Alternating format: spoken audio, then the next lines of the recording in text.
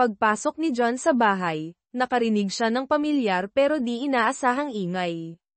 Wala siyang pakialam kung bakit siya umuwi ng maaga, basta't nakauwi siya. Binuksan niya ang pinto. John, hindi, lumayas ka. Humakbang si John, dahilan para mapa-atras si Pomper. Hinawakan ni John ang kanyang manipis na buhok at hinayla siya paatras. Gusto kitang sirain, sabi ni John ng mahinahon, nakatingin sa kanya sa mata. Itaas mo ang baba mo. Hindi mo ako pwedeng saktan, kakasuhan kita. Hayop ka. Itaas mo ang baba mo. Kalmado at pantay ang tono ni John, tinatago ang galit sa ilalim. Sinisumpa ko sa Diyos, kakasuhan kita. Alam mo ba kung sino ako? Akala mo ba may pakialam ako? Itinaas ni Pomper ang kanyang baba, nakangiwi, iniisip na kaya niya. Ngumisi si John at ilang beses na kinuyam ang kanyang kamao. Oh my God, John. Anong ginawa mo? Brett, marami akong tanong sa iyo, pero hindi ngayon. Kailangan kong umalis bago ko gawin sa iyo ang ginawa ko sa kanya. Basta't tandaan mo, hayop ka.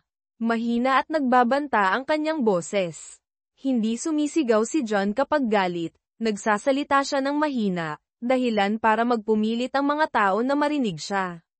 John, alam mo ba kung sino siya? Lumaki ang kanyang mga mata, tinatakpan ang kanyang bibig gamit ang mga kamay. Sasabihin ko sa iyo ang sinabi ko sa kanya, akala mo ba may pakialam ako? Paano mo nagawa yon sa kama natin? Hayop ka. Naglakad si John sa hallway, hindi pinapansin ang mga pakiusap ni Maggie na huminto at makipag-usap.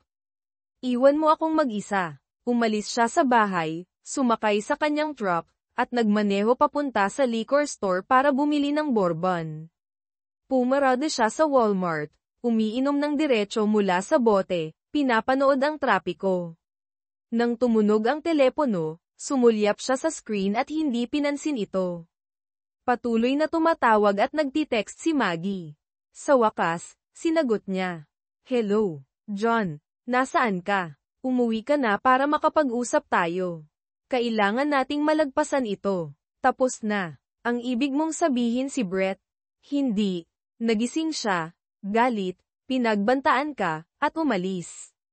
Mabuti naman. Nasiyahan ka ba sa kanya? Muli, hindi. Huwag na. Wala akong pakialam. John, paano mo ako natanong niyan? Hindi ko maisip na tanungin yan sa babaeng kinasal ko. Huwag ka nang tumawag muli. John, nasaan ka? Ibinaba niya ang telepono at bumalik sa kanyang bourbon. Kinabukasan, naramdaman niya ang sakit ng pagtulog sa kanyang truck. Kailangan niya ng kape at banyo. 7:30 AM na. Bumili siya ng jeans at shirt sa Walmart, tapos nagpalit sa truck. Sa opisina, nakita niya ang 37 messages, 20 emails, at 3 missed calls, lahat mula kay Maggie. Pumasok si Bob sa kanyang opisina, winawagayway ang kamay. Anong kalokohan ito? Iniinom mo ba ito o naliligo ka dito? Amoy Maker's Mark 2019, napakagandang taon. Ngumiti si John. Masamang araw kahapon, mas masamang gabi. Yumuko siya. Kalokohan. Anong problema, kaibigan? Hindi masaya si Maggie. Kung magpapakita ka na amoy niyan, mas magagalit siya. Hayop si Maggie. Tiningnan ni John si Bob. Hindi mo yun ginawa, di ba? Nagbibiro ka ba? Ginawa ko bago mo pa ako galitin. Anong problema? Umuwi ako ng maaga. Nasa kama ko siya, sa kama ko. Oh, kalokohan. Sigurado ka ba? Tumayo ako sa pintuan, tumingin. Ipinakita niya ang kanyang naitikom na kamay. Sinuntok ko siya ng malakas. Oh, kalokohan. Isang tao mula sa law firm. Hindi siya sumasagot sa mga tanong noong umalis ako. Mahinahon na tanong ni Bob, sinira mo ba siya? Hindi. Hahabulin niya ako, yang kalbong yan. Mas mabuti pa kung ikaw ang gumawa. Isang crime of passion, ngayon premeditated na. Hayop ka. Alam ko. Mahal ko siya. Bakit? Hirap na hirap ang kanyang boses. Ibinigay ko sa kanya ang lahat, mas minahal ko siya kaysa sa inaakala kong posible. Bakit? May tumulong luha sa kanyang pisngi. Tinanong mo na ba siya? Hindi. Ayaw kong makipag-usap sa kanya. Hindi ka makakakuha ng mga sagot kung hindi mo gagawin. Alam ko. Ayaw kong malaman. Hayop ito, kailangan kong maglaho. Aalis ka na. Sobra tayong nagtrabaho ng husto sa lugar na ito simula nang magtapos tayo. Huwag kang sumuko. Hindi ko kayang bilhin ang share mo. Aayusin natin yan. Sasakay ako sa isang bangka ngayong hapon. Tatawagan kita kapag nakarating na ako doon. John, wait, saan ka pupunta? Hindi ko malalaman hanggang makarating ako doon. Tatawagan kita. Patuloy mong bayaran ang aking sahod. Kung nagiging hindi patas, tawagan mo ako at aayusin natin yan. Patuloy akong gagawa sa disenyo mula sa bangka. Kapag nakapag-ayos na ako, ay padadala ko ang aking bagong bank account info para sa direct deposit. Kinuha ni John ang kailangan niya at bumalik sa kanyang truck. Huminto siya sa bangko para magbukas ng bagong account at kumuha ng starter checkbook bago mag-iwan ng note kay Bob at magmaneho papunta sa marina. Maingay ang dock nang marating niya ang kanyang 33 Grady White yacht. Ito ay 11.5 feet wide na may maliit pero maluwag na cabin at upgraded na 560 gramo fuel tank. Ang dalawang Yamaha 350 motors ang dahilan para maging mabilis ito. Sumandal siya, nakatingin sa mga GPS screens, kinakalkula ang distansya, fuel consumption, at provisions. Kasama sa kanyang ruta ang paghinto sa Virginia Beach, Charleston, Jacksonville, Cape Canaveral, Fort Lauderdale, at Nassau. Sa ilang daang milya sa isang araw, inaasahan niyang mararating ang Nassau sa loob ng 1 linggo o 2, depende sa panahon. Maaaring maantala siya ng isang bagyo mula sa Gulf, pero umaasa siyang pupunta ito sa Hilaga. Nakatulong ang pagpaplano para ilihis ang kanyang atensyon mula sa kanyang sakit. Kailangan niyang umalis ng mabilis, natatakot na matagpuan siya bago siya makatakas. Kapag nasa dagat na, alam niyang mag-isa siya ng matagal, haharapin ang mga panganib ng solo travel. Tumunog ang kanyang telepono, pero hinayaan niya itong mapunta sa voicemail. Ang mensahe ay nagsasabing, kailangan mo akong kausapin, huwag mo lang kaming talikuran. Ito ay ikinagalit niya, huwag mo lang kaming talikuran. Naisip ba niya yon noong nakipagtalik siya kay Pumper? Tinawagan niya siya, John, nasaan ka? Nag-aalala ako buong gabi at araw. Nasaan ka? Wala nang pakialam. Gusto ko ng mga sagot, John. Umuwi ka na lang at makipag-usap. Pakiusap, huwag kang sumuko sa amin. Sumuko ka na. Naalala mo ba ang event sa school? Isang pagkakamali yun. Dapat pinagkatiwalaan ko ang aking intuwisyon imbes na ang aking puso. Ngayon hayop ako. Nakaupo si Maggie sa kanyang desk, nakatingin sa isang picture ni John, tanda't nakangiti habang may hawak na isda. Palagi siyang nangingisda o naglalakbay para sa trabaho. Naglakbay siya kasama niya ng ilang beses pero kinamumuhian niya ang mga lugar na pinuntahan niya, tulad ng Mountain Home, Arkansas, o Monroeville, Alabama. Noong huling sumama siya sa kanya, nasa oilfield siya sa hilaga ng Guatemala, at miserable siya. Alam niyang reklamo siya, nagrereklamo habang nagtatrabaho siya sa init. Pagod na pagod siyang bumalik, at kinaladkad niya siya sa mga parties. Ayaw niyang magtrabaho siya, pero kailangan niyang maging abala. Nag-aral siya ng law school, kumuha ng kanyang degree, pero nagpa siya na magtrabaho bilang isang paralegal. Gusto niya ang excitement ng legal environment, ang malalaking cases, at ang energy. Isang araw, tinawag siya ng isang junior partner sa kanyang opisina. Maganda at kumpiyansa si Maggie. Alam na ang kanyang itsura at personalidad ang dahilan para maging valuable asset siya. Maggie, mayroon kaming isang interesting na case na pinapabilis. Ito ay isang land deal na kailangan ng city approval. Kailangan namin ng isang taong handang mag-overtime. Interesado ka ba? Mukhang interesting. Saan ito? Sa labas lang ng Washington, D.C., sa Maryland.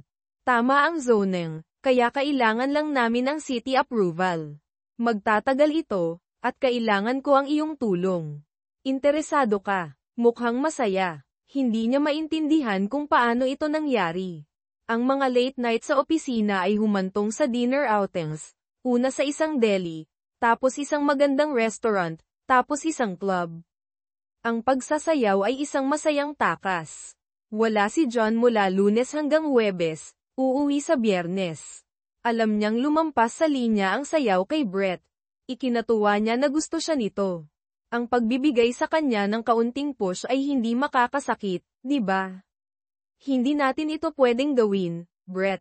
Kasal tayo, pero hindi sa isa't isa. Brett, huwag.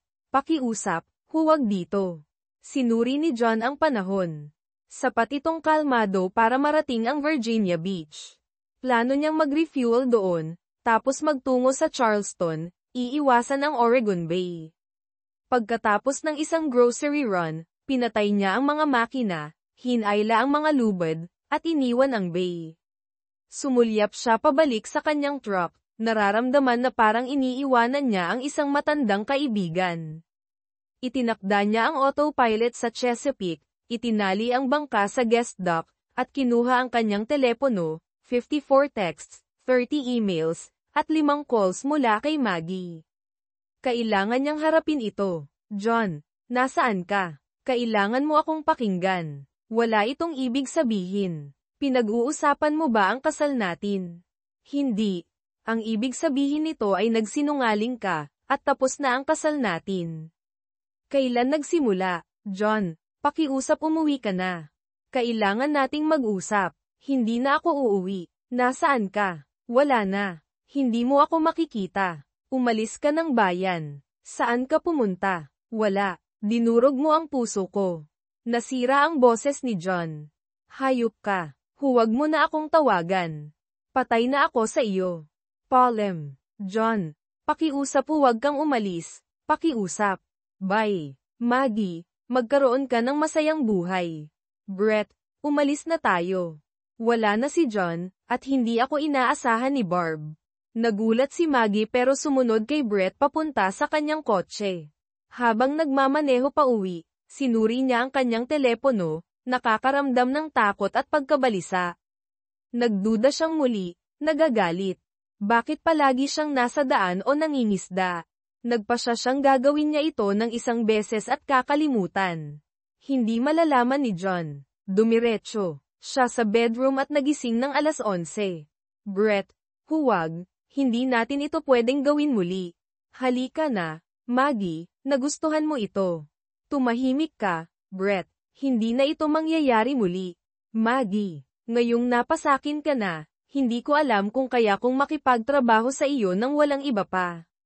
Maaaring makaapekto ito sa iyong trabaho. Brett, ano ang kailangan para tumigil ito? Mahal ko ang aking asawa. Sisirain niya tayo kung malalaman niya. Umiyak siya. Isang beses pa, tapos pag-iisipan ko. Sumpa ka, John. Ano ang ginawa kong mali? Bakit hindi ako sapat? Sobra ko siyang mahal. Nagpasya si John na hintayin ang isang bagyo imbes na ipagsapalaran ang maalon na dagat. Bumili siya ng isang folding chair at umupo nanonood sa mga taong dumadaan. Hindi niya mapigil ang isipin si Maggie at Brett. Ang mga alaala ay kumikislap sa kanyang isip. Pinupunit ang kanyang puso. Naalala niya ang unang beses na nakita niya siyang tumatawa sa student center, ang kanyang buhok na nakakakuha ng liwanag, ang kanyang natural na ngiti, at ang mga mata na kulay yelo na iyon. Tiningnan niya siya at ngumiti, dahilan para mamula siya. Kinuha niya ang kanyang mga gamit, iniisip na wala siya sa liga niya, pero nagtagpo ang kanilang mga mata habang naglalakad siya. Hi. Sobrang cute niya at hindi rin naman pangit. Sana maalala niya ako. Maaalala ko siya. Ilang gabi, nasa pinto ng fraternity house. Puno ang keg. Hoy, nakita kita sa G's Nest, di ba? Bumalik siya at nakita ang babae. Oo, akala ko nga. Bakit hindi ka bumati? Bumati ako di ka nagtagal para kausapin ako. Bakit? Akala ko kasi hindi ka interesado. Namula si John. Hindi ka nga pala masyadong makipag-usap. Hindi nga pinapahirap mo. Ngumiti siya. Napakadiretso mo. Sabay ngiti ni John. Sining yun. Huwag mo nga lang gagalitin. Sabay-sabay ni Maggie. Nahulog si John lalo sa mga ngiti niya kaya napag-isip-isip niya na kahit ano gagawin niya makuha lang ulit yun. Ang labo di ko na kaya ta. Eto talga ako di nagpapalit. Siguro aalis na lang muna ako para maging masaya ka.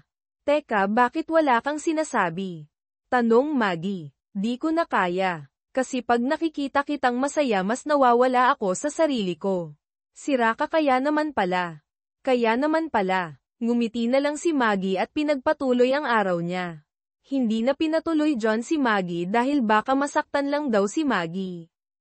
Hi Maggie. Hi Becky. Kamusta ka?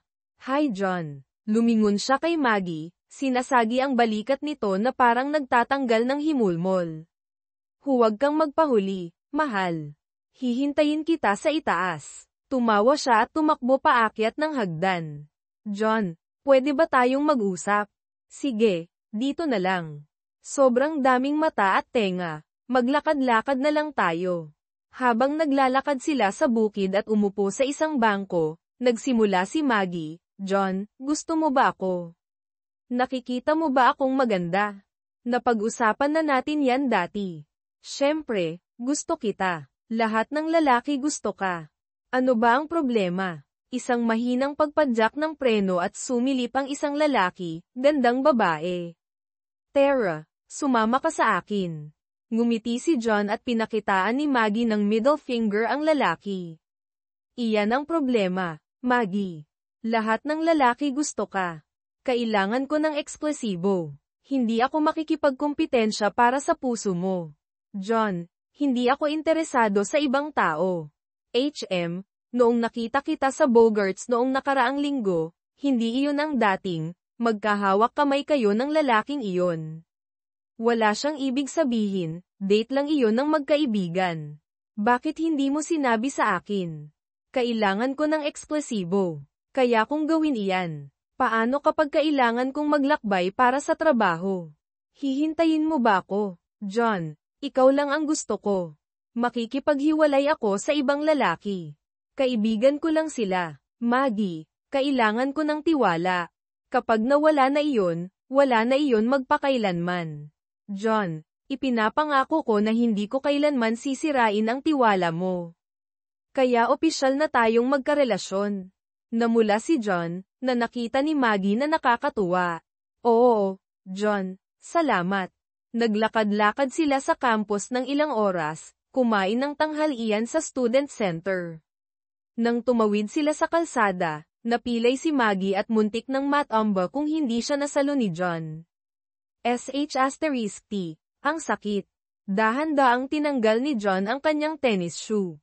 Hindi naman namamaga, kaya mo bang tumayo? Halika, dalhin kita sa Binuhat ni John si Maggie papunta sa at pagkatapos ng mild sprain diagnosis, lumabas sila. Binuhat ni John si Maggie papunta sa kanyang apartment, inihiga siya sa kama habang naglalakbay siya sa alon. Inisip niya si Maggie, may luha sa kanyang mga mata. Pagkatapos magpakarga, nagpark siya para sa gabi, kumuha ng folding chair at umupo sa deck na may isang bote ng whiskey. Sobrang hangover ni John para maglayag kinabukasan kaya nanatili siya sa yate. Nag-vibrate ang kanyang telepono hanggang sa muntik na itong mahulog sa mesa. Sa wakas, sinagot niya ito. Hello, John, nasaan ka? Bakit ayaw mo nang umuwi at mag-usap? Hindi na ito ang aking tahanan. Hindi na ako babalik, John. Huwag mo itong gawin. Huwag mong sabihing walang ibig sabihin. Isang beses lang iyon. Ayokong maging cliché. Isang tanong lang, bakit, John? Please, mahal kita. Pwede ba nating kalimutan ito? Maggie, natatandaan mo noong nagsimula tayong mag-date, sinabi mong makikipaghiwalay ka kay Tim, pero hindi ganoon ang hitsura. Mas malala ito. Sinira mo ang tiwala ko. Sagutin mo ang tanong ko, bakit? John, pagkakamali iyon. Iyon ang unang tunay na bagay na sinabi mo. Tinapos nito ang ating relasyon, ang ating kasal, at ang ating masayang tahanan, tandaan mo. Lumaki ang galit ni John kasabay ng discomfort sa kanyang tiyan.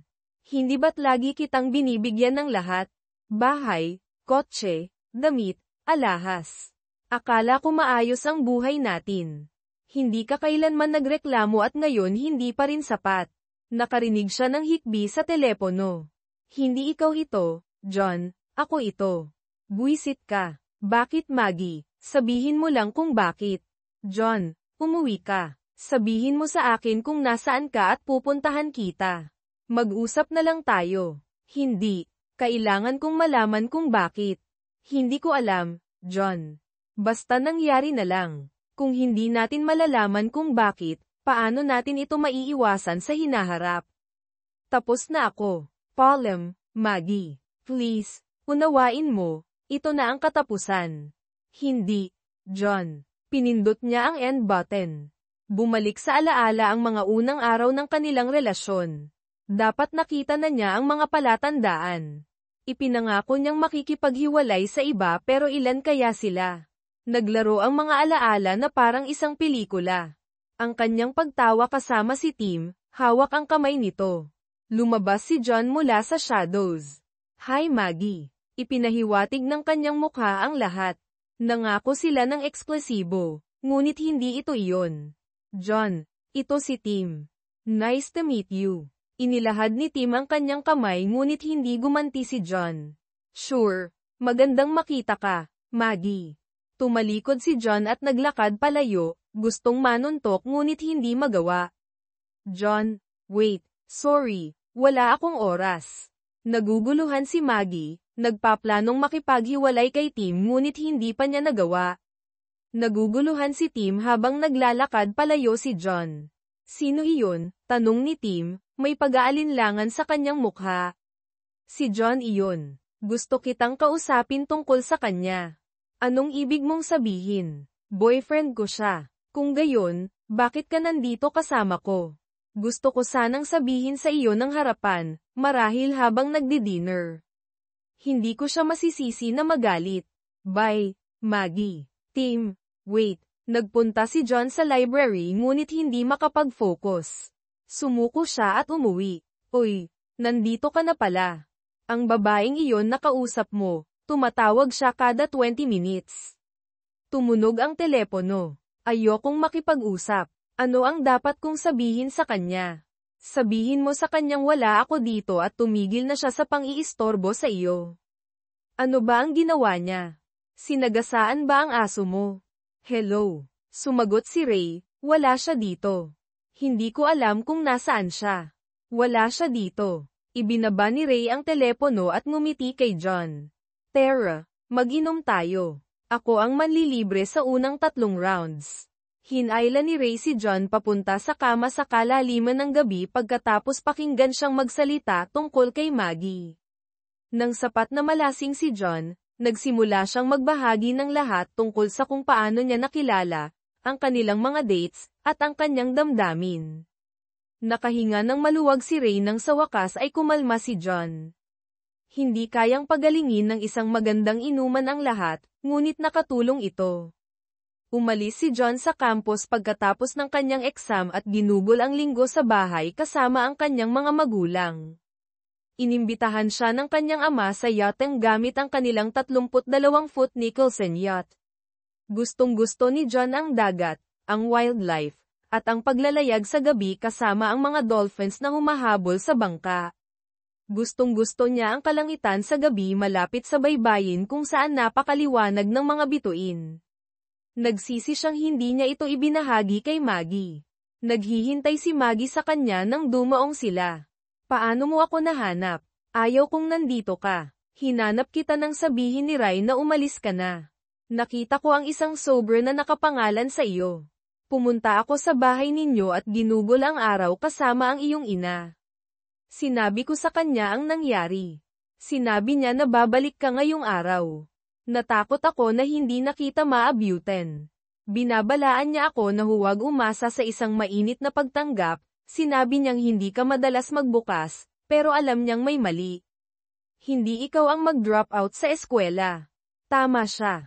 Ayaw kong nandito ka. Bakit hindi, John? Sinabi ko sa iyo na tinatapos ko na ang mga bagay. Sinabi kong aabutin ng panahon. Nakatulog ka ba kasama niya? Bakit mo tinatanong iyan? Hindi. Hindi ako natulog kasama niya, hindi sa pagkakataong ito. Alam mong hindi ako isang katulong.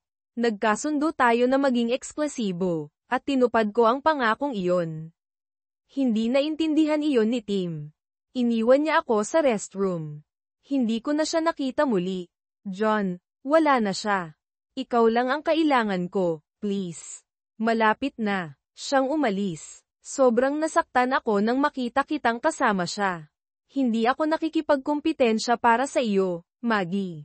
Tama o mali lang. Kung mahal mo ako, hindi ka makikipagrelasyon sa iba. Kung malalaman ko na ginagawa mo iyon, tapos na tayo. Pumunta ako rito upang ipakita na seryoso ako sa ating pagiging eksklusibo. Wala itong ibig sabihin. Naiintindihan ko kung paano ito nakita, at humihingi ako ng paumanhin. Hindi na ito mauulit. Pwede ba tayong bumalik sa dati? Please, huwag kang umalis, Maggie.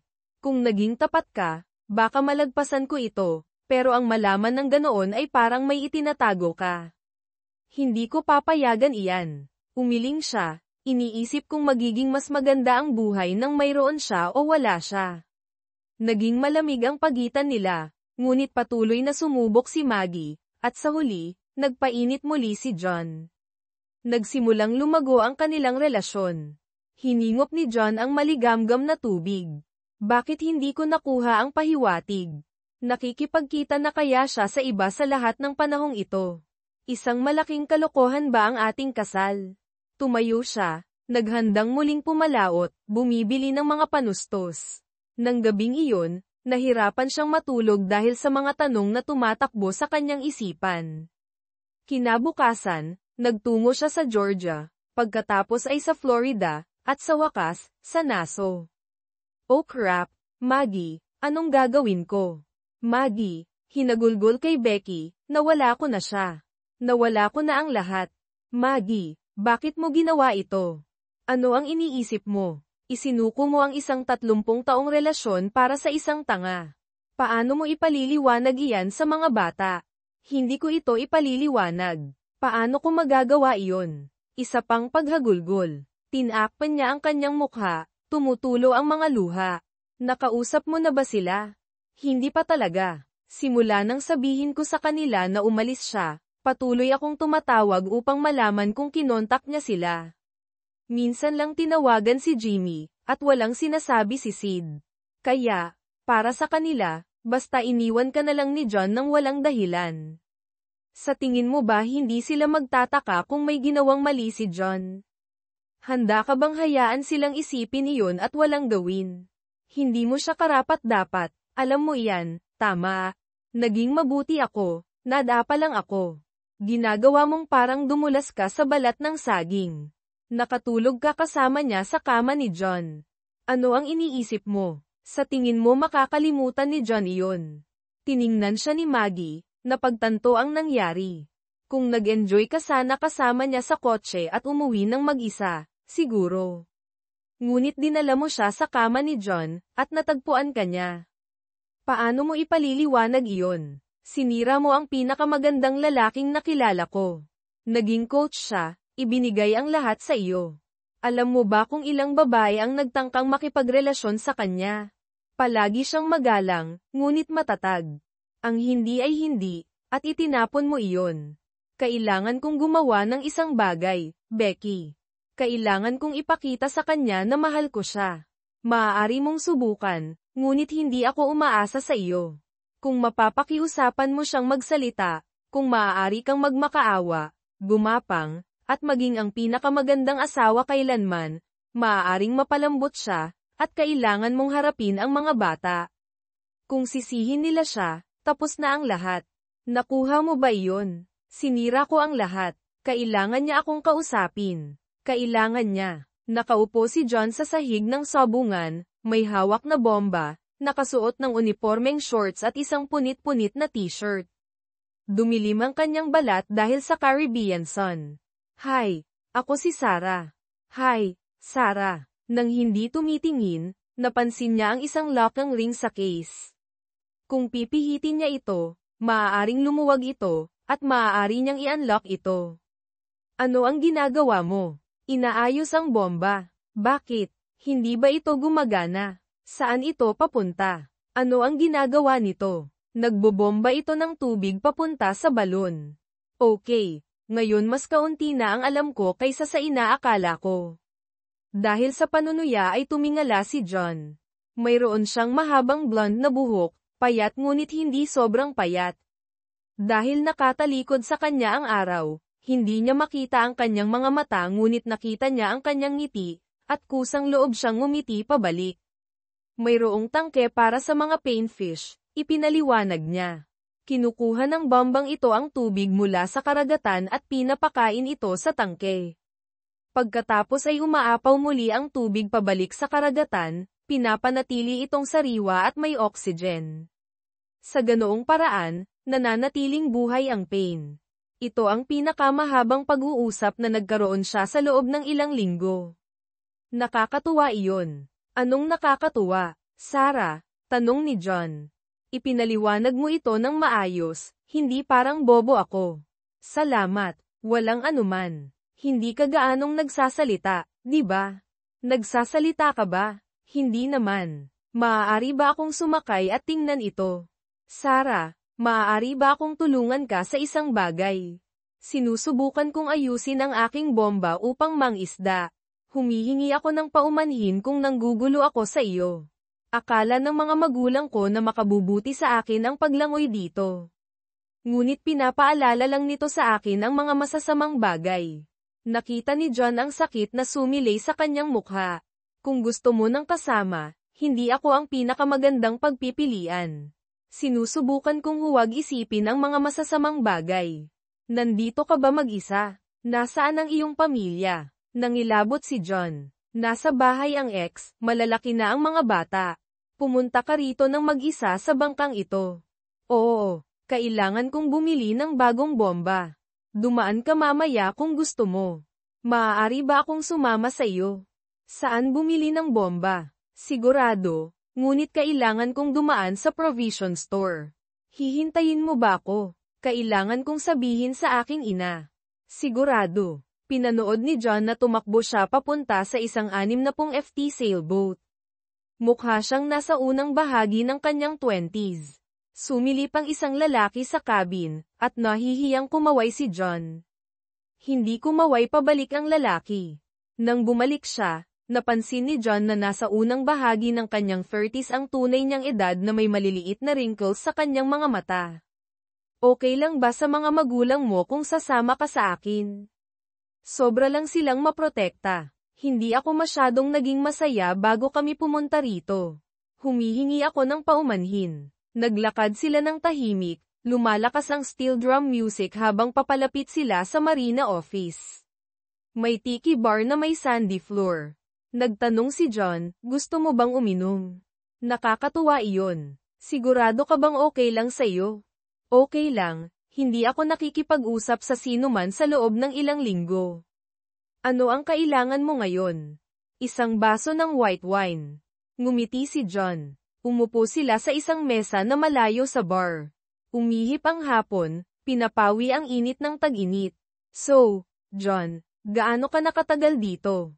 Ano ang iyong kwento? Nagdaan ako sa isang mahirap na diborsyo, at dinala ako ng aking mga magulang dito upang lumayo. Umarkila sila ng isang bangka upang takasan ang aming mga problema. Tumawa siya, isang halo ng musical at malungkot. Napakagandang puti ng kanyang mga ngipin, at malambot na berde ang kanyang mga mata. Anong mali doon? Nagmamalasakit sila sa iyo. Isang masamang diborsyo, at nakulong ako sa isang bangka kasama ang aking mga magulang na magkasintahan magpakailanman.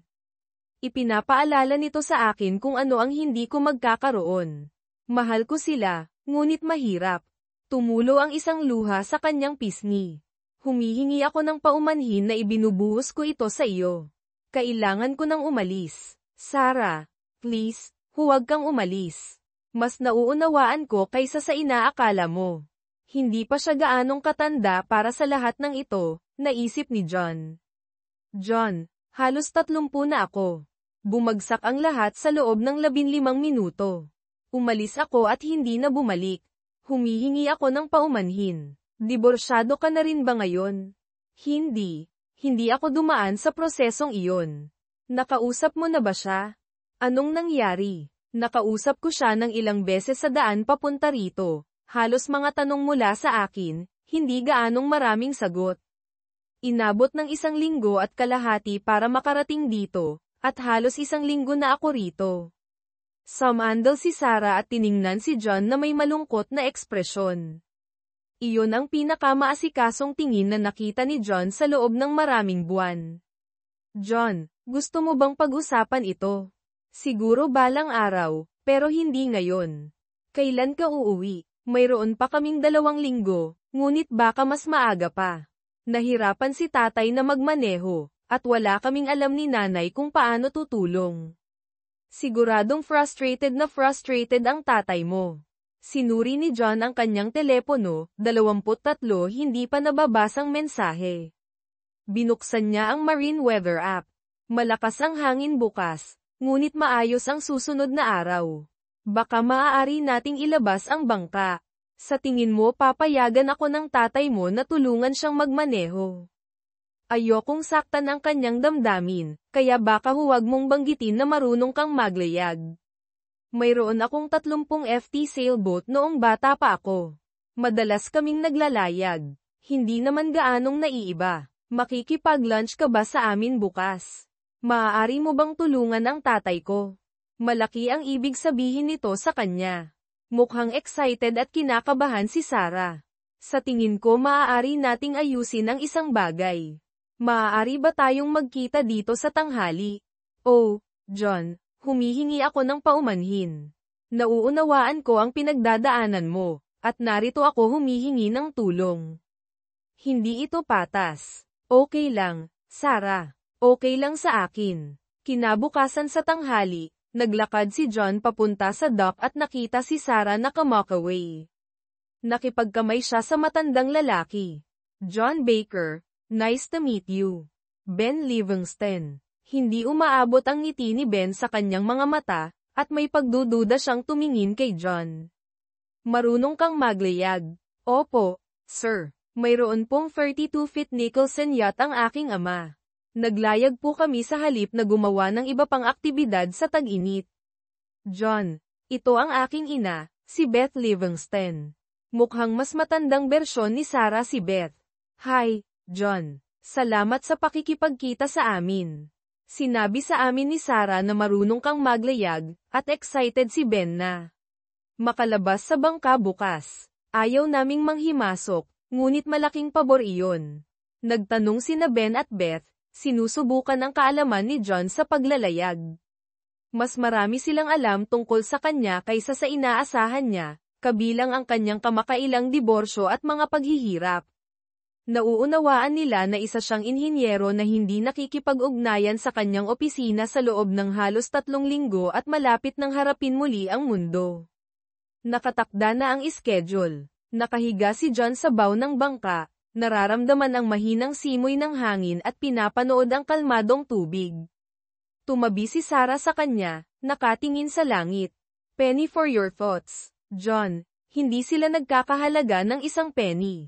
Malamang kailangan pa kitang bayaran. Pinapasaya mo ang tatay ko kaysa sa kaya kong gawin. Mas maganda ang kalagayan niya kaysa sa iniisip niya. Binigyan ko lang siya ng kumpiyansa. Anong gagawin mo ngayon? Sa tingin ko nagtatapos na ang break ko. Kailangan kong kontakin ang opisina, ayusin ang mga bagay-bagay sa aking mga anak, at simulan ang paghahati ng mga bagay sa kanya. Standby, sigaw ni Ben mula sa manibela. Nasa kaluwalhatian na siya, sabi ni Sarah habang tumatayo si John na may isang bihirang ngiti. Tingnan mo kung paano siya pinapanood ng iyong ina. Lumamlam ang mukha ni John. Akala ko naklaro ko na ang lahat. Sorry, John. Inayos ni John ang mga layag, tinitiyak na nasa salo nila ang hangin, at hindi dumadagundong ang pangunahing layag. Napansin niya na papunta sila sa harbor, napagtantong natatapos na ang araw ng relax na paglalayag. Bumalik siya sa mga bag ng layag, hindi inaasahan iyon. Nauunawaan ko. Nagdaan ako sa ganito 1 taon na ang nakalipas. John, ano man ang mangyari, gusto kong manatiling nakikipag-ugnayan. Kumabog ang puso ni Sarah, ngunit narinig ito ni John. Alam kong hindi ito ang tamang panahon, ngunit ipinaalala mo sa akin na mayroong disente na mga tao sa paligid. Namula siya, sumulyap sa kanya at mabilis na umiwas. Disenteng mga lalaki, Sarah. Kung nagkakilala lang tayo sa ibang panahon. Maya-maya, pagkatapos ibaba ang mga layag, idinok ni John ang yate at siniguro ang mga lubid. Pinatay niya ang diesel engine. Nakakatuwa iyon, Ben. Salamat sa isang magandang araw. Nagbalik ito ng magagandang alaala. Salamat sa iyo, anak. Gusto mo bang sumama sa amin sa isa pang araw ngayong linggo? Ngumiti si Ben na may pag-asa. Nagpapahiwatig ang kanyang puting buhok sa hangin. Mukha siyang tunay na masaya. Gusto ko sana, ngunit kailangan kong ayusin ang aking schedule. Maaari ba kitang tawagan pabalik? Sigurado, ipaalam mo lang sa amin. Alam kong magugustuhan ito ni Sarah. Magugustuhan ko rin ito, sir. Ayos na ba ang lahat, o kailangan mo ng tulong sa paglilinis ng bangka? Sa tingin ko ginagawa na ito ng mga babae, ngunit salamat. Ngumiti si Ben at sinenyasan sina Sarah at Beth na linisin ang deck. Aalis na ako. Magandang gabi. Dumulas si John sa gilid papunta sa dock, nakangiti. Aalis na ako, pakiramdam ko ay isa akong British captain sa Wabi 2. Tumawa siya sa sarili habang naglalakad pabalik sa down deep. Ipinapaalala ng pag-akyat sa bangka ang kanyang kalungkutan, ginagawa siyang mas malungkot kaysa dati. Maaaring nagsisimula na siyang makaramdam muli. Sumiklab ang galit sa kanya, at kinuha niya ang kanyang telepono at binuksan ito sa unang pagkakataon sa loob ng ilang linggo, hindi pinapansin ang mga voicemail at text. Dinyal niya ang numero ni Bob. Holy crap, buhay ka pa, John. Nasaan ka? Nasa naso ako. Hindi nga. Kamusta ka, buddy? Okay ka lang ba? Sobrang galit pa rin ako, Bob. Alam kong mayroon akong trabahong dapat gawin habang nandito ako, pinagaling ang aking mga sugat. John, may problema tayo sa account ni Alexander. Patuloy na nasisira ang kanilang valve at elbow. Maaari ka bang gumawa ng fix? Maaari ba nating ilipat ang valve o tanggalin ang elbow? Mayroon ka bang oras para malaman ito? I-email mo sa akin ang mga plano, at titingnan ko ito. Padadalhan kita ng isang bagay sa pagtatapos ng bukas. Kung gagawin mo iyon, hindi ko masyadong ikakahiya ang iyong direct deposit bukas. Huwag mo munang ideposito ang direct deposit ko. Kailangan kong paghati-hatian ang mga bagay-bagay, ayusin ang aking mga investment. Tumatawag siya araw-araw para magtanong kung narinig ko na ba sa iyo. Maaari ko bang sabihin sa kanya na nag-uusap tayo? Hanggat hindi mo sinasabi kung nasaan ako, maaari mong sabihin sa kanya na nag-usap tayo. Sabihin mo sa kanyang hindi ko siya kakausapin hanggat hindi niya sinasabi sa akin ang dahilan. Nasabi ko na iyon sa kanya, ngunit hindi masamang marinig niya itong muli. Paano ako makikipag-ugnayan sa iyo? Tinawagan ko ng maraming beses ang iyong cell, ngunit voicemail lang ang palagi kong nakukuha. Hindi ko pa binubuksan. Tatawagan kita araw-araw ng 3:00 maliban kung ako'y nangingisda. Kung wala ako, tatawagan kita pagbalik ko. Si John at Bob ay nag-usap ng mahigit 1 oras tungkol sa iba't ibang proyekto. Pagsisimula ng kagamitan, pagpapanatili, at mga isyu sa tauhan. Ang normal na pag-uusap ay tumama kay John. Pagkatapos niyang ibaba ang telepono. Tay, nasaan ka? Hindi ito nakakatawa. Galit na galit si nanay. Araw-araw niya akong tinatawagan. Tumatawag din si Jim. Anong nangyari? Tanungin mo si Sid. Sid, ayokong magdetalye. Masama iyon, at hindi ko nakikitang makakabangon pa tayo. Sabi ni nanay, hinahanap ka ng mga pulis. Anong ginawa mo? Sinampal ko ng malakas ang isang tao ng ilang beses, pero hindi naman masyadong malakas. Hindi maganda iyan, tay. Kailan ka uuwi? Hindi ako sigurado. Dadalaw ako saglit. Kailangan ko munang ayusin ang mga bagay-bagay. Nasaan iyon? Tay, hindi sa baryo.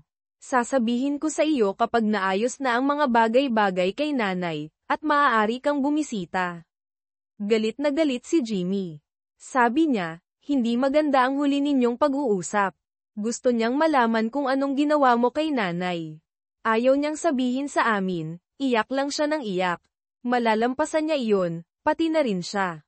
Sige na, Tay, sabihin mo na lang sa akin kung anong nangyayari, pakiusap. Basta alam mo na maayos ako, at babalik ako agad. Sasabihin ko sa iyo kung kailan ako makakarating doon. Baka makapaghapunan tayo. Matutuwa rin si Christ na makita ka. Tay, sabihin mo sa kanya na kumusta ako, at tatawagan ko siya sa loob ng 1 o 2 linggo. Tinapos ni John ang tawag, humila ng upuan, at binuksan ang isang bagong bote ng whiskey. Nagising si John nang hinihila ni Sarah ang kanyang braso. Halika na, John, kailangan mo nang matulog. Hindi ka dapat nandito, hindi sa ngayon. Hindi ako mabuting tao. Kalokohan. Bumangon ka, matulog ka, at mag-uusap tayo sa umaga. Alam mo bang maganda ka? Sa kalagayan mo, lahat ay maganda. Hindi lahat. Ngumiti si Sarah habang pabagsak na bumaba si John sa mga hakbang patungo sa kubo. Inihiga niya siya sa kama, tinakpan siya ng kumot, at hinalikan ang kanyang noo habang nagsimula siyang maghilik. Mag-uusap tayo sa umaga, John. Pinanood niya siya ng ilang minuto bago tahimik na umalis sa bangka.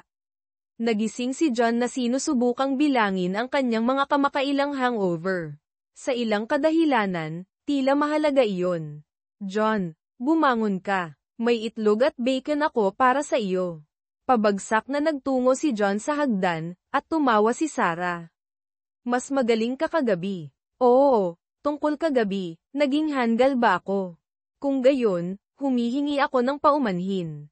Sinabi mo sa akin na maganda ako at mahal mo ako. Kung seryoso ka, ayos lang. Kung kalokohan iyon, kung gayon, oo, handgal ka. Ay nako, pasensya na. Ibig kong sabihin, oo, maganda ka, pero ako, John, nagbibiro lang ako. Relax ka lang, pero pag-uusapan mo ako ngayong umaga. Maaari mo bang hinaan ang araw? Napakaliwanag. Tinakpan ni John ang kanyang mukha ng kanyang mga kamay. Mabuti iyon para sa iyo, vitamin D at lahat ng iyon. Kaya, John, anong problema? Gusto mo talagang malaman ang buong at tuso kong kwento. Pasensya sa pananalita. Oo, gusto kong malaman kung anong gumugulo sa iyo sa loob.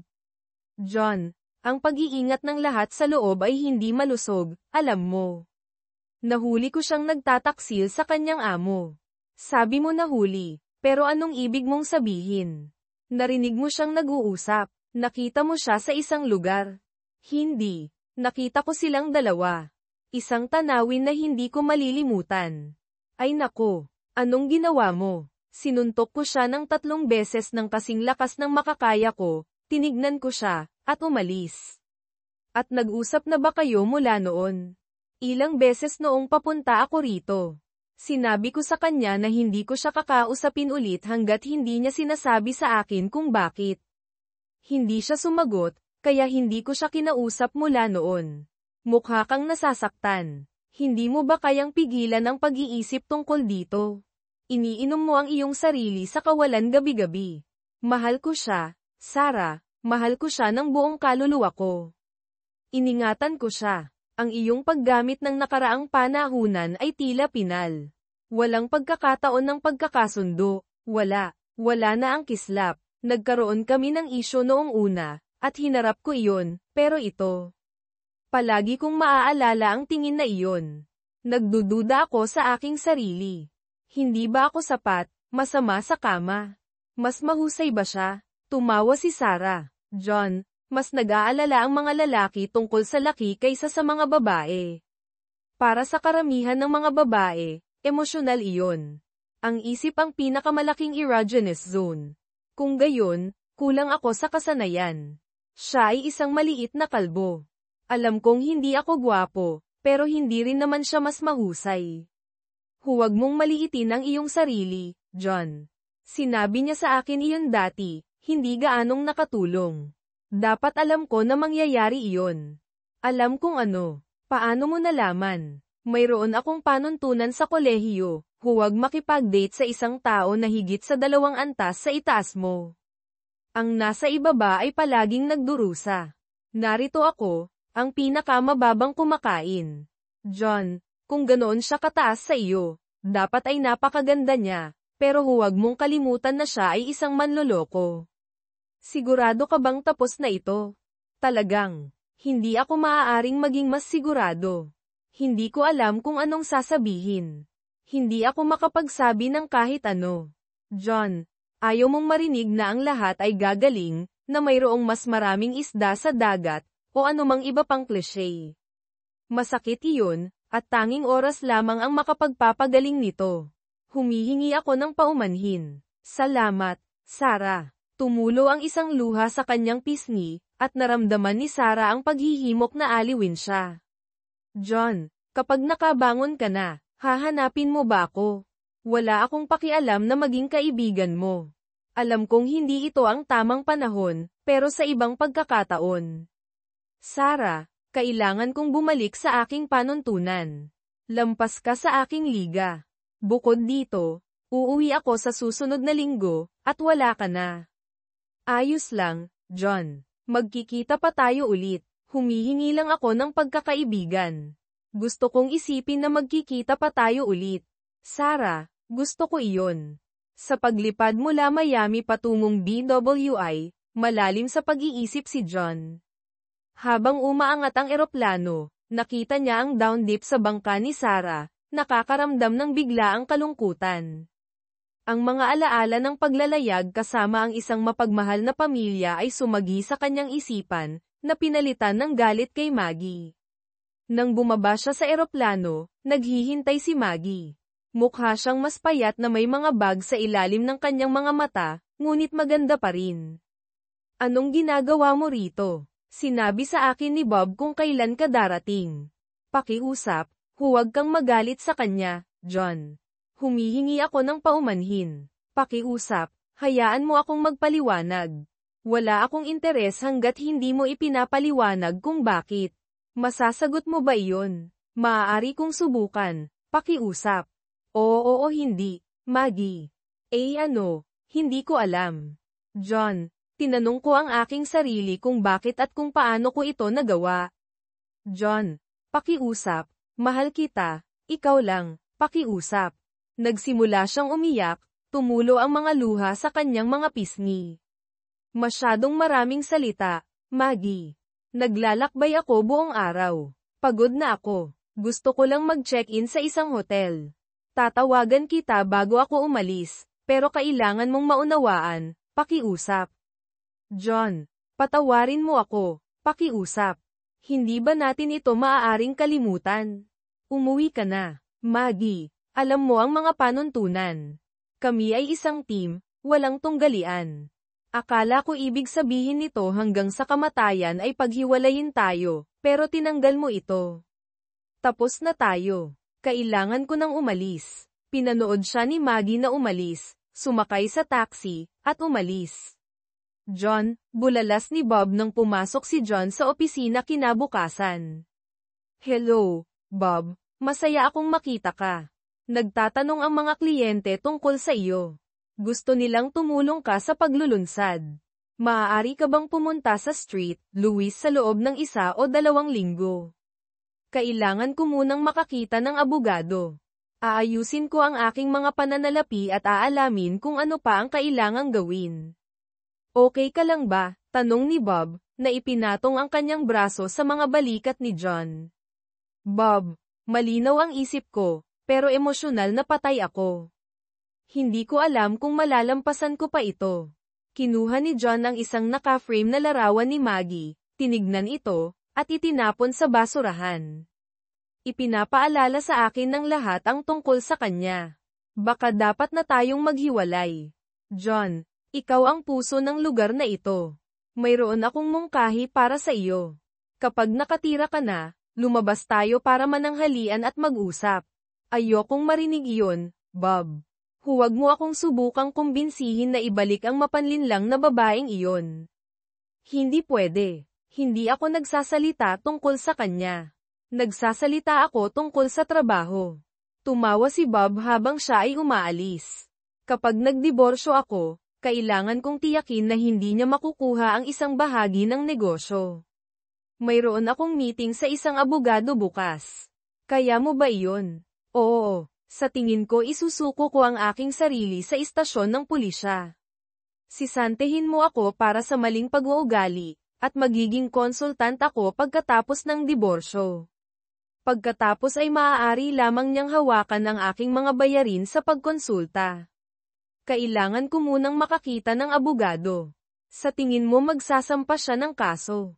Sana nga, maaari tayong makipag-ayos. Magsasampa ako ng kaso para sa paglayo ng pagmamahal, mga isyu sa moral, at iba pa upang kumbinsihin siyang ibasura ang mga kaso.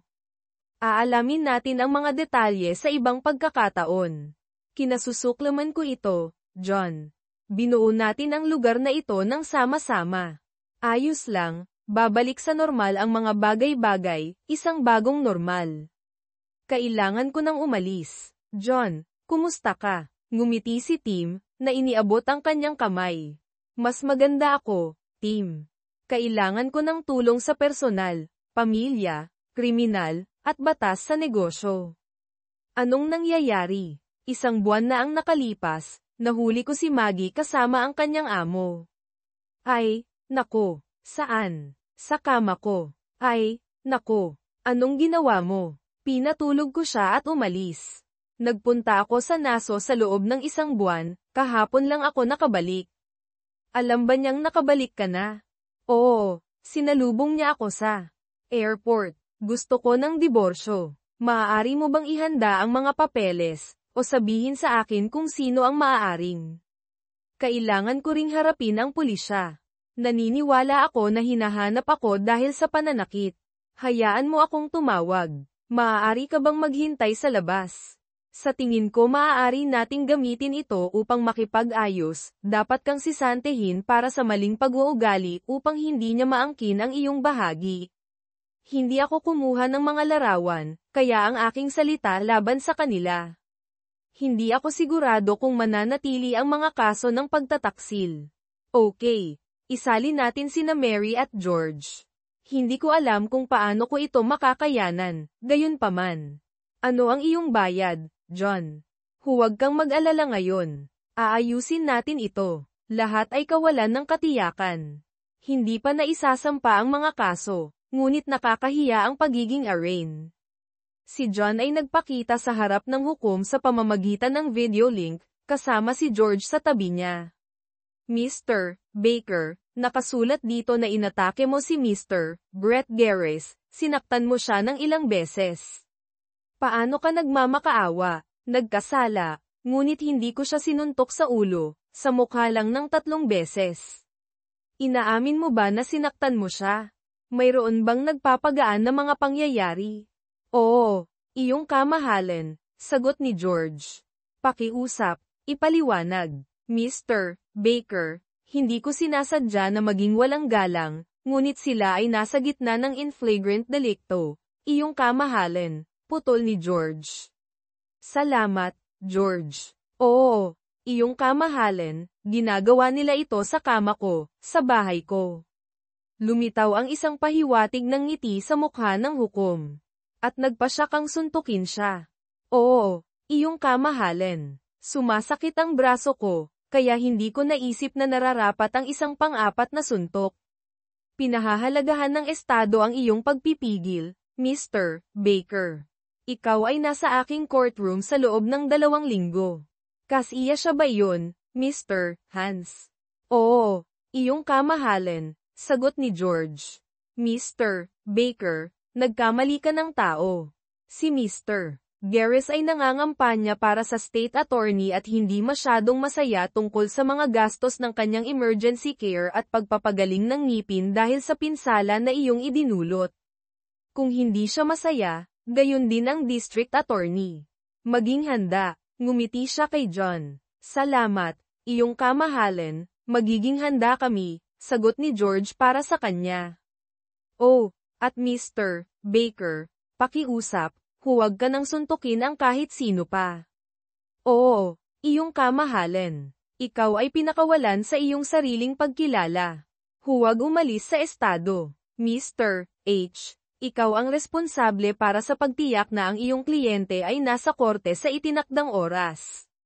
Malaya ka nang umalis. Oo, iyong kamahalan. Habang umaalis sina George at John, bumulong si George, Diyos ko, ngumiti siya.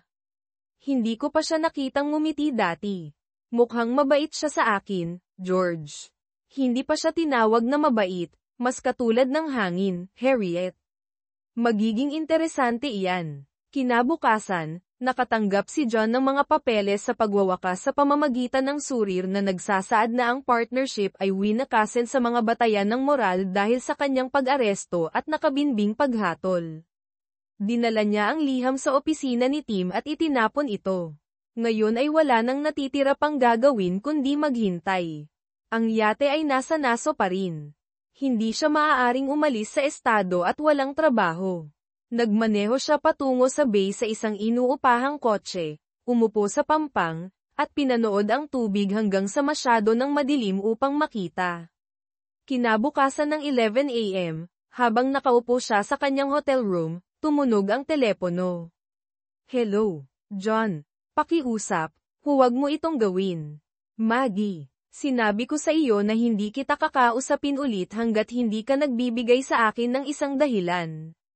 Hindi ko sinasadya na mangyari ito. Basta nangyari na lang. Kami ay nagtatrabaho, nag-inuman, sumayaw, at pagkatapos ay basta nangyari na lang. Maggie, alam mo ba kung gaano ito kasakit? Dinurog mo ang puso ko. Akala ko tatanda tayong magkasama, maglalaro sa ating mga apo. Ngayon ay wala na ang lahat. Ibinagsak ni John ang kanyang kamay sa mesa. John, pakiusap, hayaan mo akong magpaliwanag. Hayaan mo akong ipakita sa iyo na mahal kita. Pakiusap, makipagkita ka sa akin, magpaliwanag, isang subok, pagkatapos ay pipirmahan mo ang mga papeles at magpapatuloy na tayo. Magkakaroon ako ng maraming libreng oras sa lalong madaling panahon, malamang sa kulungan. Oh my God, John. Paano ka na sis auntie? Magka-partner kayo. Moral clause. Kung ang alinman sa atin ay inakusahan ng isang krimen, ang kumpanya ay mapupunta sa isa. Mayroon akong petsa ng paglilitis sa susunod na linggo. Hindi ko siya papayagan na gawin ito, John. Hindi ko gagawin. Wala kang pagpipilian. Nagtatrabaho ka pa rin ba kasama siya? Pakiusap, makipagkita ka sa akin. Hayaan mo akong ipakita sa iyo na mahal kita. Ang kanyang pag-iwas ay hindi napansin. Huli na ang lahat. Gusto ko lang ayusin ang aking mga gawain at umalis. Pakiusap, pananghalian lang. Maaari tayong mag-usap sa isang pampublikong lugar. Okay, bukas sa The Luigi's. Sa Little L, tanghali. Okay, John, salamat. Mahal kita. Huwag mong sabihin iyon. At huwag mo na akong tawagin pang muli. Nawala mo na ang karapatang iyon. Okay, John, humihingi ako ng paumanhin. Nakaupo siya sa dingding nang pumasok siya. Mukha siyang kasing ganda noong nasa kolehiyo pa siya, bagamat may ilang dagdag na pounds at pulang mata. Maggie, hindi siya tumayo habang papalapit siya. Walang yakap, tanong niya na may pilay ng ngiti. Hindi, John, napakalamig mo. 30 taon na tayong magkasama. Nagsaya ka kasama ang ibang lalaki sa kama ko. Ilang beses. Gaano katagal? Minsan lang iyon, John. Inaasahan mo bang paniniwalaan ko iyon? Hindi ko paniniwalaan iyon. Isang pagkakamali iyon. Basta nangyari na lang. Pinapakinggan mo na parang nadulas ka sa balat ng saging. Hindi mo kailangang maging bastos, John. Hindi ba iyon ang sinabi ni Becky? John, humihingi ako ng paumanhin. Hindi ako makapaniwala na nawala mo ang iyong kumpanya. Lalaban ka ba? Hindi. Nasa kontrata iyon, tulad ng mga tuntunin ng moral sa iyong trabaho. Magsasampa ako ng kaso laban sa kanya para sa paglayo ng pagmamahal at sa iyong kumpanya para sa hindi paggalang sa mga tuntunin ng moral. John, sinusubukan mo lang akong saktan. Karapat-dapat ako rito. Sabihin mo ang anumang gusto mo, at tatanggapin ko ito. Hayaan mo lang akong ipakita sa iyo na humihingi ako ng paumanhin, at na mahal kita. Alalahanin mo si Tim sa kolehiyo. Iyon ang iyong tanging pagkakataon. Oo, hindi ka na magkakaroon ng isa pa. Ano ang mararamdaman mo kung umuwi ka ng sabik na makita ang pag-ibig ng iyong buhay at natagpuan mo siya kasama ang ibang tao sa iyong kama? Oh my God, John, humihingi ako ng paumanhin. Hindi ako nag-iisip, hindi mo lang ako nakikita sa iyong isip sa sandaling iyon, hindi ba? Masakit iyon, John. Ang sakit ay nakakainis, hindi ba? Gusto mong makaramdam ng sakit? Subukan mo ang mga lalaki na tumatawag at nagtatanong kung anong ginawa mong mali. Anong sinabi mo sa kanila? Hindi ko sinabi. Nagtanong lang ako kung nasaan ka. Ang kanyang mga hikbi ay ginawa ang kanyang mga salita na pira-piraso. Kailangan mong tanggapin ang responsibilidad para sa iyong mga aksyon. Hanggat hindi mo ginagawa, walang magbabago. Hindi ko alam kung malalampasan ko pa ito o magtitiwala sa iyo muli. Sinabi ko sa iyo na mangyayari ito noong nasa kolehiyo pa tayo. Ikaw ay 10 laban sa aking 5. Tapos na ako. Kung hindi ako mapupunta sa kulungan sa susunod na 2 linggo, aalis ako rito. Saan ka pumunta, John? Alam kong nasa bangka ka. Natagpuan ko ang iyong truck at iniuwi ko ito. Nasa driveway iyon. Ibigay mo iyon sa isa sa mga lalaki. Ibigay mo iyon kay Sid, hindi niya ako inakusahan ng kahit ano. Hindi ko alam kung anong mangyayari kay Jimmy. Ibig mong sabihin, sa tingin mo mayroon akong girlfriend. Namutla ang mukha ni Maggie. Oh God, hindi. Tumulo ang mga luha ng hindi mapigilan. Humihingi ako ng paumanhin. Anong nagawa ko? Sinira mo ang pamilyang ito. Hindi na ako naniniwala sa iyo, John. Pakiusap, maniwala ka sa akin. Minsan lang iyon. Umuwi kami galing sa bar, at nangyari iyon. Nakatulog ka kasama niya sa kama ko, ang pinakamahina na gawa na maaari mong gawin sa ibang lalaki, sa kama ko. Muling sumiklab ang galit. Oo, John, humihingi ako ng paumanhin. Hindi ko ito kaya. Aalis na ako rito. Huwag kang tumawag o sumulat sa akin.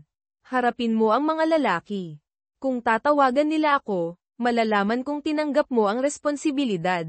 Sasabihin ko sa iyo kung hindi ako mapupunta sa kulungan. Kung ako ay mapupunta sa kulungan, hindi ako ang iyong tanging tatawagan. Tumayo si John, naghagis ng pera sa mesa, at lumabas. Inabot siya ni Maggie, ngunit itinaboy niya siya. Mr. Baker, sabi ng hukom. Nakikita kong tinanggap mo ang responsibilidad para sa iyong mga aksyon. Nagmamaneho ka ng medyo mabilis, ngunit kung hindi, hindi ka lumabag sa batas. Tiningnan niya ang mga papeles sa kanyang mesa, pagkatapos ay si John. Mayroon ka bang anumang mga pahayag, anumang sasabihin tungkol sa iyong parusa? Iyong kamahalan, humihingi ako ng paumanhin na dinala kami ng aking mga aksyon dito. Humihingi ako ng paumanhin sa pag-aaksaya ng iyong oras. Sana masabi ko na hindi ko na ito gagawin ulit, ngunit kung nahuli ko ang aking asawa. Tiningnan niya si George. In flagrant delicto. Ngumiti ang hukom habang bumulong si George. Oo, tama iyon. Sasaya akong suntukin siya ulit. Susubukan kong pigilan ang aking sarili. Mr. Baker, nagtatrabaho ka ba? Nasesanti ako dahil sa sagnay ng moralidad. Gusto kong bumalik, pero depende ito sa araw na paniwalaan ng korte na gumawa ka ng masamang desisyon sa ilalim ng matinding stress. Itinuturing ko ito bilang PBJ. Alam mo ba kung ano ang ibig sabihin nito? Hindi. Kamahalan. Ibig sabihin nito ay hindi kita idinedeklara na nagkasala o inosente. Binibigyan kita ng probasyon hanggang sa pagbaba ng sentensya. Mananatili ito sa iyong record sa loob ng 5 taon. Kung gumawa ka ng isa pang krimen sa susunod na 5 taon, Maglilingkod ka ng oras para sa krimeng iyon at sa krimeng ito, doble o walang kaparusahan. Kaya mo bang umayos? Oo, kamahalin. Makakatulong ito sa akin na pigilan ang aking sarili. Ang iyong abogado ay magkakaroon ng papel para sa iyo upang pirmahan. Malaya ka nang umalis. Salamat, kamahalin. Lumingon si John upang umalis, sumulyap pabalik sa hukom, nangumiti sa kanya, at umalis sa silid. Ang mga abogado, sina John at Bob, ay nakaupo sa mesa. Hindi ako makapaniwala, John. Hindi ko pa siya nakitang ganyan kadali sa kahit sino. Ang PBJ para sa pananakit ay bihira. Paano ito makakaapekto sa aming plano? Paano natin mapoprotektahan ang negosyo mula kay Maggie? John, bumalik ka na lang sa trabaho. Kung hindi, maaaring wala na tayong negosyong natitira para protektahan, sabi ni Bob. Patuloy akong magtatrabaho para sa negosyo, Tim.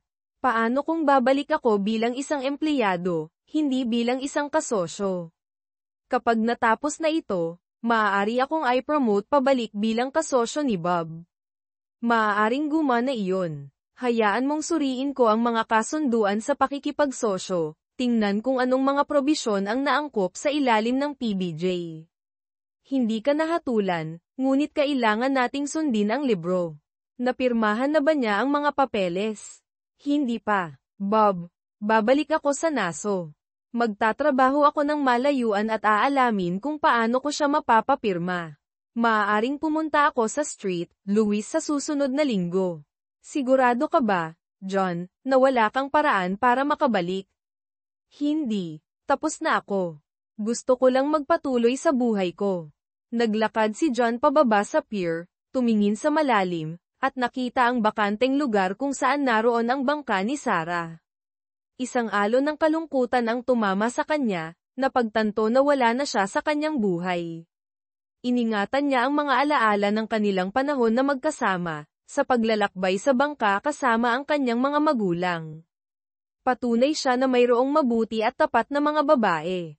Pinanood ni Maggie si John na umalis sa restaurant, nadarama ang kanyang sakit na parang isang bigat sa kanyang dibdib. Nahirapan siyang huminga, nanginginig ang kanyang mga kamay. Gusto niya siyang yakapin, upang pagalingin ang lahat, tulad ng ginawa niya noon, ngunit alam niyang tapos na talaga. Hinalikan niya si John sa kanyang isipan sa huling pagkakataon, nadarama ang kanyang init habang umaagos ang mga luha mula sa ilalim ng kanyang sunglasses. Nanay, talaga, nagbibiro ka ba? Tanong ni Jimmy. Nahuli ka sa kama ni tatay. Alam mo ba kung nasaan siya? Hindi. Sinubukan kong tumawag, ngunit hindi niya sinasagot. Sa tingin ko alam ni Sid, ngunit hindi niya sasabihin sa akin. Nanay, galit na galit ako sa iyo. Hindi ako makapaniwala na ginawa mo ito. Mahal pa rin kita, nanay, ngunit hindi ko maintindihan kung paano mo nagawa iyon kay tatay. Kailangan ko siyang tawagan. Sana sagutin niya ang tawag ko. Nasa labas siya ng bansa, nanay. Ayaw kanyang kausapin o si Jimmy, sagot ni Sid sa susunod na tawag. Sid, pakiusap na kausapin niya ako. Bigyan mo ako ng isa pang pagkakataon. Nakikipagtrabaho ka pa rin ba sa lalaking iyon? Oo, mayroon akong mga bayarin na babayaran, isang mortgage. Maghanap ka ng ibang trabaho, nanay. Maliban kung walang ibig sabihin sa iyo ang lalaking ito, handa ka nang iwanan ang pamilya. Kung hindi, iiwanan ka ng pamilya. Sid, bakit ka nagiging bastos? Hindi ako ang nagkamali, nanay. Ikaw ang gumawa. O Diyos ko, nagkamali talaga ako, hindi ba? Ibinaba ni Maggie ang telepono at umupo sa mesa sa kusina. Nakahawak ang kanyang ulo sa kanyang mga kamay. Hanggang sa madilim, lumipat siya sa silid tulugan at humiga sa kama, hindi maintindihan kung bakit galit ang lahat. Isang pagkakamali lang, naisip niya. Umagos ang mga luha habang humuhuni siya ng isang awit ng manloloko na nakatanim sa kanyang ulo. Ang bagyo na tumatawid sa Atlantiko ay ang ikalimang bagyo na pinangalanan sa panahon, na inaasahang aabot sa lakas ng hurricane sa oras na tumama ito sa Virgin Islands.